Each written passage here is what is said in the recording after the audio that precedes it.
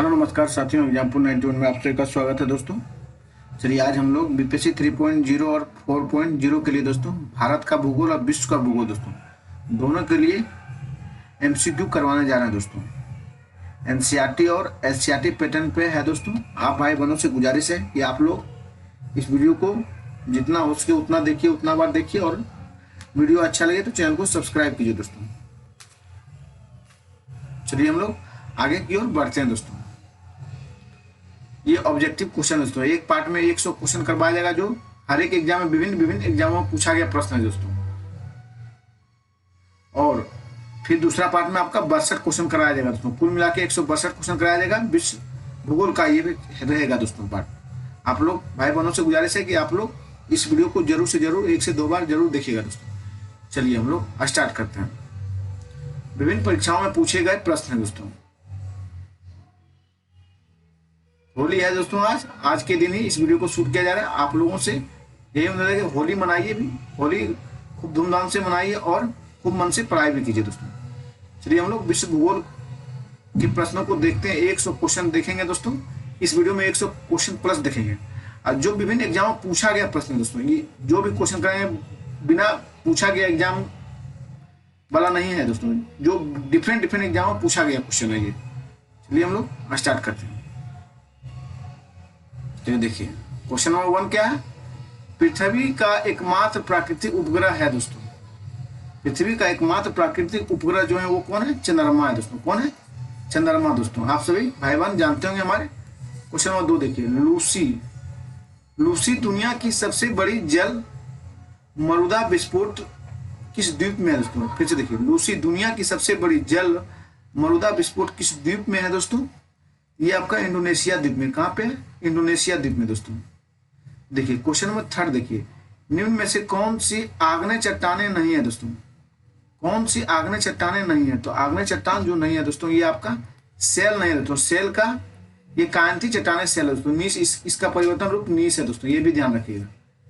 देखिए आपका जो आग्नेय चट्टान है पेरिडोटाइट है, अस्कोरिया और ग्रेनाइट है दोस्तों। क्वेश्चन नंबर 4 देखिए। पृथ्वी की सतह का कितना भाग समुद्र तल से प्राप्त है दोस्तों? पृथ्वी की सतह का कितना भाग समुद्र तल से प्राप्त है? तो ये दोस्तों आपका 29% भाग जो समुद्र तल से प्राप्त होता है दोस्तों, और 71% में आपका जल है दोस्तों। यहाँ तल पूछा है दोस्तों, ये भी ध्यान रखिए। पृथ्वी के सतह का कितना भाग समुद्र तल से प्राप्त होता है? तो मात्र 29% प्राप्त होता है दोस्तों। चलिए क्वेश्चन नंबर 5 देखते हैं। निम्नलिखित में कौन सही ढंग से मिलाया गया है दोस्तों? तो सही ढंग से जो मिलाया गया दोस्तों आपका डोलोमाइट आग्नेय नहीं है दोस्तों, ये आपका गलत है। क्योंकि देखिए डोलोमाइट जो आग्नेय नहीं होगा, क्या होगा ये भी हम आपको बता देते हैं। डोलोमाइट जो है दोस्तों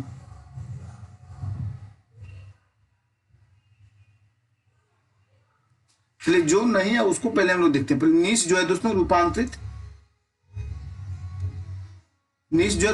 है दोस्तों। सही ढंग से ये सही है आपका। बात की डोलोमाइट जो है ये गलत बताया गया यहाँ पे, और आपका ग्रेनाइट भी यहाँ पे गलत बताया गया दोस्तों। ये सब गलत बताया। देखिए ग्रेनाइट का नीस होगा दोस्तों, देखिए इसका नीस होगा, ध्यान रखिएगा। और फिर बेसाल्ट का हो जाएगा शिस्ट दोस्तों।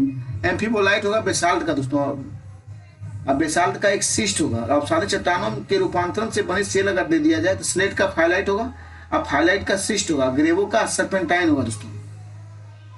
चलिए हम लोग आगे चलते हैं। क्वेश्चन नंबर 6 देखिए।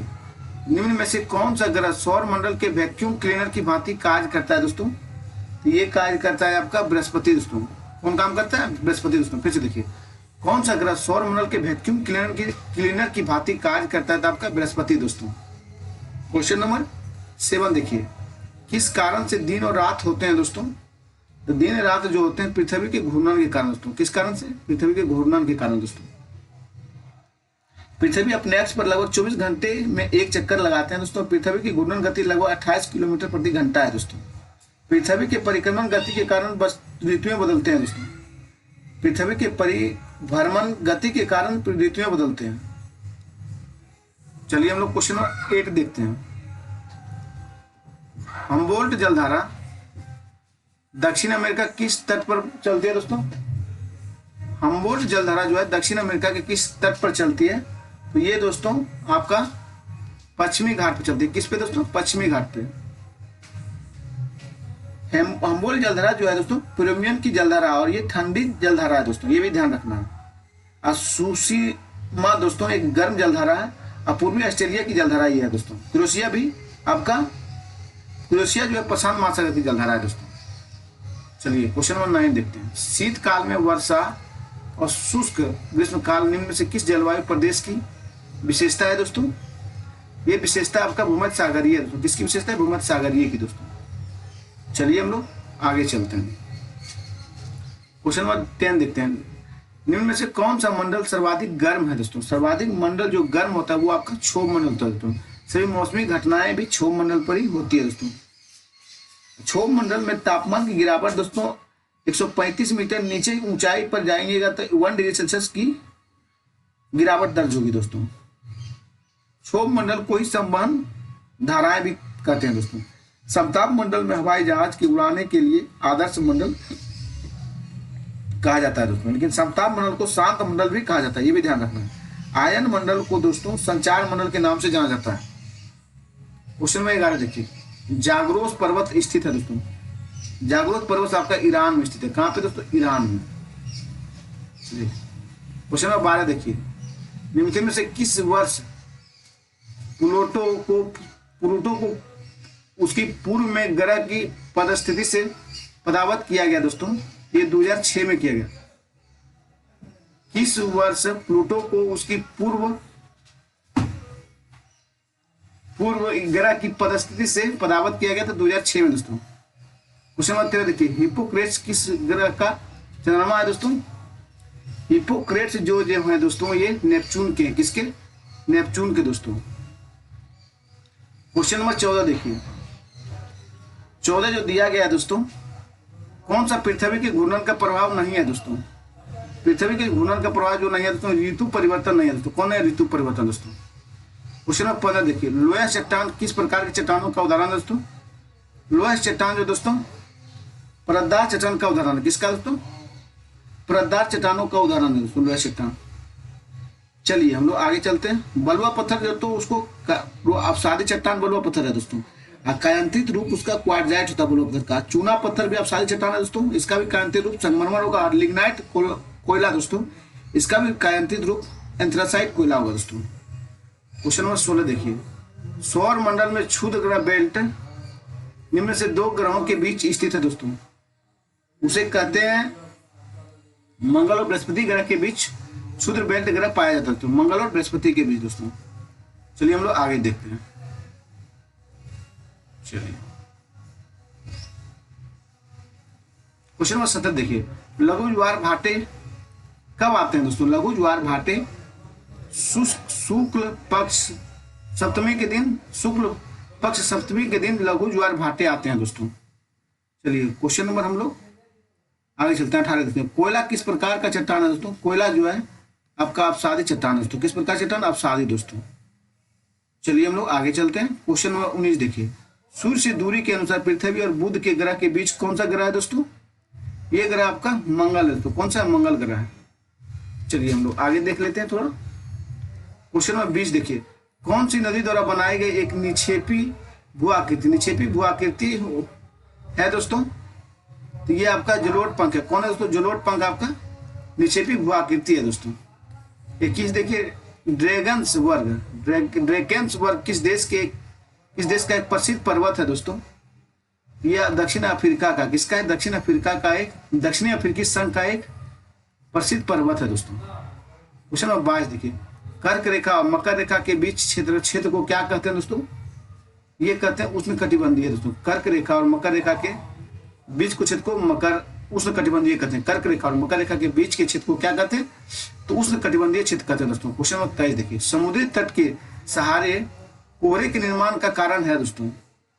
आप भाई बहन हमारे जानते होंगे, ये जो है अभिवहन कहलाता। क्या कहलाता? अभिवहन दोस्तों। समुद्री तट के सहारे कोहरे के निर्माण का कारण है अभिवहन दोस्तों। चलिए क्वेश्चन नंबर 24 देखिए। इक्वाडोर का चिम्बराओ ज्वालामुखी निम्न में से किस श्रेणी में आता है दोस्तों? ये जो श्रेणी आता है आपका शांत श्रेणी में आता है दोस्तों। किस श्रेणी में? शांत में दोस्तों। क्वेश्चन नंबर 25 देखिए, विषुवतीय रेखा क्षेत्र के सघन वन लाभदायक है दोस्तों। विषुवतीय रेखा क्षेत्र के सघन वन लाभदायक है दोस्तों। ये आपका जड़ी बूटी के लिए लाभदायक है दोस्तों। किसके लिए? जड़ी बूटी के लिए दोस्तों। क्वेश्चन नंबर 26 देखिए, आप ग्लास हाउस में सब्जियां कहाँ उगाएंगे? आप अगर ग्लास हाउस में सब्जियां कहाँ उगाएंगे दोस्तों? ये हो जाएगा आपका टुंड्रा दोस्तों। क्या होगा? टुंड्रा में दोस्तों। क्वेश्चन नंबर 27 देखिए, विषुवत रेखा के समीप तापमान सबसे अधिक होता है। क्योंकि दोस्तों तापमान इसलिए अधिक होता है कि ताप छोटे क्षेत्र में केंद्रित होते हैं दोस्तों। विषुवत रेखा के समीप तापमान सबसे अधिक होता है क्योंकि ताप छोटे क्षेत्र में केंद्रित होता है दोस्तों। 28 देखिए, आग्नेय सेल निम्नलिखित में कौन सा तत्व नहीं पाया जाता आग्नेय सेल में दोस्तों? आग्नेय सेल में जो आग्नेय सेल में निम्नलिखित में कौन सा तत्व नहीं पाया जाता दोस्तों? ये आपका इसे परतदार चट्टान भी कहते हैं। यही नहीं पाया जाता दोस्तों। आग्नेय सेल आपका परतदार चट्टान नहीं होता है दोस्तों। क्योंकि देखिए आग्नेय चट्टान रवादार परत विहीन एवं कठोर होती है, जिससे इसमें जीवाश्म का अभाव होता है। इसमें जो है जीवाश्म का अभाव होता है तो दोस्तों आग्नेय चट्टान में धात्विक एवं अधात्विक खनिजों की प्रधानता होती है। भूपट्टी पर 90% भाग आग्नेय चट्टानों से ही निर्मित है। आग्नेय चट्टान के उदाहरण देखिए, ग्रेनाइट होगा, बेसाल्ट होगा, ग्रेबो होगा, पायराइट होगा दोस्तों। क्वेश्चन नंबर 29 देखिए, निम्नलिखित में कौन सा खाद्य फसल नहीं है दोस्तों? खाद्य फसल जो नहीं है वो आपका चाय नहीं है। कौन दोस्तों? चाय आपका खाद्य फसल नहीं है। तो चाय एक पेय फसल है दोस्तों। पेय मतलब पीने का फसल है दोस्तों। चाय की उत्पत्ति चीन में हुई थी। चाय का वनस्पति नाम कैमेलियो सेनेसिस है दोस्तों। उलंग चाय ताइवान में पाई जाती है। गेहूं विश्व की सर्वाधिक महत्वपूर्ण खाद्य फसल है दोस्तों। भारत की सर्वाधिक महत्वपूर्ण खाद्य फसल चावल है। मकई धान खरीफ फसल है तथा गेहूं रबी फसल का उदाहरण है दोस्तों। क्वेश्चन नंबर 30 देखिए, निम्नलिखित में से कौन सा कारक विषम जलवायु प्रकार के लिए मुख्यतः उत्तरदायी है? तो ये आपका हो जाएगा सागर से दूरी दोस्तों। क्या बोला गया? कौन सा कारक विषम जलवायु प्रकार के लिए मुख्यतः उत्तरदायी है? तो सागर से दूरी दोस्तों। चलिए हम लोग नेक्स्ट क्वेश्चन की ओर चलते हैं दोस्तों। आज होली है इसलिए बहुत डिस्टर्बेंस हो रहा है दोस्तों, इसलिए आज 50 ही क्वेश्चन हम लोग रखते हैं दोस्तों। दूसरे दिन फिर 50 करा दिया जाएगा। लिग्नाइट किस प्रकार का कोयला है दोस्तों? लिग्नाइट जो है दोस्तों आपका हो जाएगा निम्न स्तर का कोयला दोस्तों। किस स्तर का कोयला है? तो निम्न स्तर का दोस्तों। देखिए आगे देखिए, एंथ्राइट कोयला जो होता है दोस्तों उत्तम कोटि मतलब सबसे बेस्ट आपका एंथ्रासाइट होगा। अब ब्यूटिमस दोस्तों सामान्य कोटि का कोयला ब्यूटिमिनस होता है। लिग्नाइट निम्न कोटि का होता है दोस्तों, जो अभी दिया गया ऑप्शन में। पीट अगर पूछ लिया जाए तो जीवाश्म कोयला होता है पीट दोस्तों, ये भी ध्यान रखना है। बातें देखिए, गेहूं किस जलवायु की फसल है दोस्तों? गेहूं शीतोष्ण कटिबंध जलवायु की फसल। किसकी दोस्तों? शीतोष्ण। चलिए हम लोग आगे चलते हैं। क्वेश्चन नंबर हम लोग 33 देखते हैं। वायुमंडल की वह परत जो पृथ्वी पर रेडियो प्रसारण के लिए उत्तरदायी है दोस्तों, ये आपका आयन मंडल होगा। क्या होगा दोस्तों? आयन मंडल। वायुमंडल की वह परत जो पृथ्वी पर रेडियो प्रसारण के लिए उत्तरदायी है, ये आपका आयन मंडल होगा दोस्तों। क्वेश्चन नंबर 34 देखिए, स्टेलेक्टाइट स्थलाकृति का निर्माण होता है। स्टेलेक्टाइट स्थलाकृति का निर्माण जो होता है दोस्तों, ये आपका भूमिगत जल द्वारा होता है। भूमिगत जल द्वारा दोस्तों स्टेलेक्टाइट स्थलाकृति का निर्माण होता है। 35 देखिए, सूर्य के प्रकाश को पृथ्वी पर पहुंचने में कितना समय लगता है दोस्तों? इसे पृथ्वी पर पहुंचने में 8 मिनट 20 सेकंड का टाइम लगता है। कितना? 8 मिनट 20 सेकंड दोस्तों। क्वेश्चन नंबर 36 देखिए, सूर्य से निकटतम ग्रह कौन है दोस्तों? सूर्य से जो सबसे निकटतम ग्रह है वो आपका बुध है दोस्तों। इनका घूर्णन काल अगर पूछ लिया जाए तो 88 दिन का होता है दोस्तों। सबसे चमकीला ग्रह शुक्र है दोस्तों। पृथ्वी का सबसे निकटतम ग्रह शुक्र है और सूर्य का सबसे दूर का ग्रह वरुण है दोस्तों। पृथ्वी का निकटतम तारा सूर्य है दोस्तों। चलिए क्वेश्चन नंबर हम लोग 37 देखते हैं। वायुमंडलीय संरचना में निम्नलिखित में से किस गैस का सर्वाधिक भाग है दोस्तों? ये भाग आपका नाइट्रोजन का होगा दोस्तों। किसका भाग है? नाइट्रोजन का दोस्तों।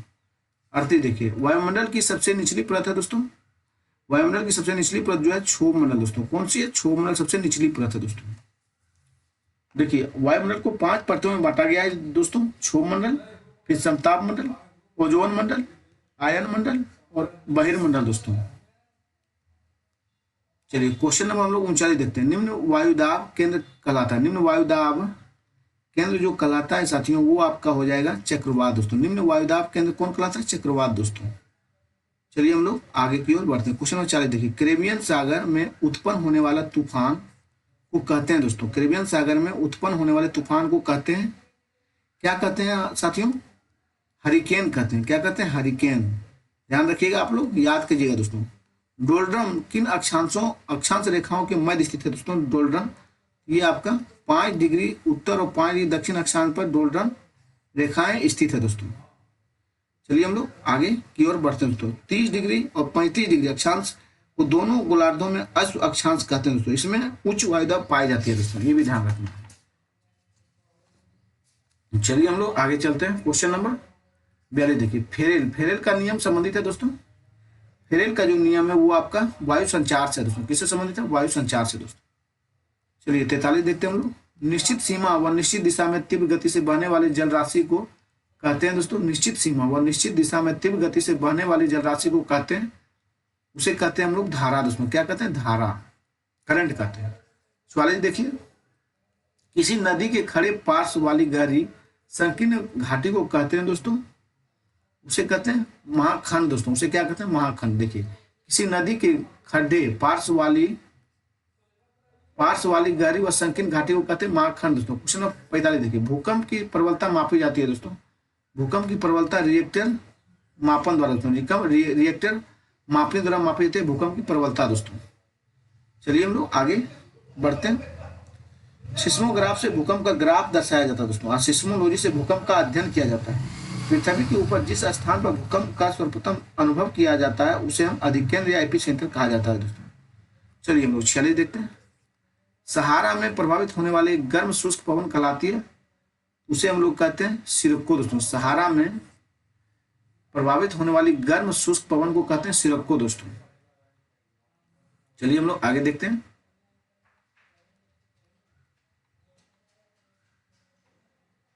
क्वेश्चन नंबर आपका 47 देखिए, निम्नलिखित में से कौन सा विकल्प निम्न कथनों पर आधार पर सही है दोस्तों? चलिए आपका हो जाएगा, चक्रवात में पड़ी गर्म वायु ठंडी वायु के ऊपर उठती है और ठंडी होती है दोस्तों। टुंड्रा वनस्पति मॉस और लाइकिन आते हैं और दक्षिण अमेरिका में सवाना को लानोज कहते हैं दोस्तों। और लिवरपूल ज्यूडरजी नदी के मुहाने पर स्थित पत्तन है दोस्तों। देखिए आपका इसमें 1 और 2 और 3 सही है दोस्तों। देखिए 4 क्यों गलत हुआ ये भी जानने की कोशिश कीजिए। 4 जो आपका गलत हुआ दोस्तों, ये लिवरपूल जो है ये इंग्लैंड में मर्सी नदी किनारे है दोस्तों। ये जो दिया गया यही आपका इस पॉइंट गलत है। यहाँ होगा मर्सी नदी दोस्तों। क्या होगा? मर्सी नदी दोस्तों। क्वेश्चन नंबर 48 देखिए, 48 हो गया आपका चीनूक दोस्तों। आपका हो जाएगा हिम भक्षणी दोस्तों, हिम भक्षणी। हरमट्टम आपका सहारा है दोस्तों। हरमट्टम जो है आपका सहारा मस्तल है। मिस्टर दोस्तों, मिस्टर आपका फ्रांस में है। मिस्टर फ्रांस में बात है। बोरा दोस्तों ये इटली में पता है। बोरा कहाँ है? इटली में। चलिए हम लोग ये वीडियो को स्टॉप करते हैं दोस्तों यहीं पे।